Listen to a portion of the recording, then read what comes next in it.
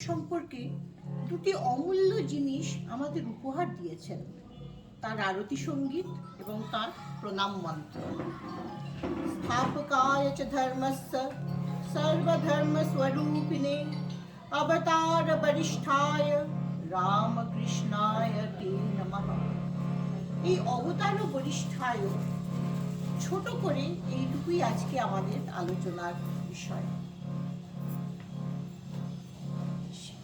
সেই দশাবতারের প্রথম অবতার নীল অবতার, সেই যুগ থেকে যুগে যুগে অবতার এসেছেন, অর্থাৎ ভগবান অবতরিত হয়েছেন সেই সময়ের বাকি জীবেদের মতো হয়েই, যারা ইভলিউশনের মধ্যে দিয়ে সেই স্তরে এসে দাঁড়িয়েছে, তাদের মধ্যে ভগবান এসেছেন, অবতরণ করেছেন। তবে তিনি সকলের মধ্যে থেকেও তাদের থেকে আলাদা এবং শ্রেষ্ঠ।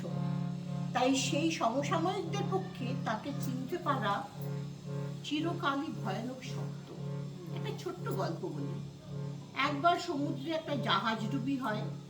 একজন মাত্র মানুষ একটা কাঠের টুকরোকে অবলম্বন করে কাছাকাছি একটা দ্বীপে পৌঁছলেন। একটু ধাতস্থ হতে দেখলেন যে একদল মানুষ ওনাকে ঘিরে দাঁড়িয়ে আছে, যাদের সকলেরই হাতে ফেটটি বাঁধা। তিনি বুঝলেন যে এই দ্বীপটাতে কুষ্ঠ রোগীদের বাস। যাই হোক, তেষ্টায় ছাতি ফেটে যাচ্ছে, উনি একটু জল চাইলেন। কেউ এগিয়ে এলো না। ভাবের আদান প্রদানের চেষ্টা করলেন, কেউ এগোলো না। কয়েকদিন কাটলো। একদিন উনি নিজের ছেঁড়া জামাটা থেকে একটা ফালি ছিঁড়ে হাতে একটা ব্যান্ডেজ বাঁধলেন। এইবারে দ্বীপের মানুষগুলির মনে হলো, তাহলে তো ইনি ওদের মতোই। তারা ওর কাছে এগিয়ে কয়েকদিন বাদে আগন্তুক বললেন যে তোমাদের যা অসুখ তার চিকিৎসা কিন্তু আমি জানি।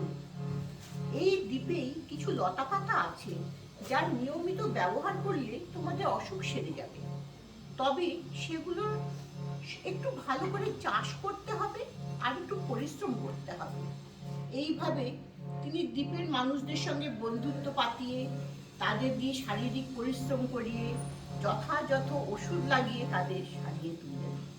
আস্তে আস্তে দেখা গেল সকলেরই ব্যান্ডেজ খুলে গেছে, শুধু এই ভদ্রলোকের ছাড়া।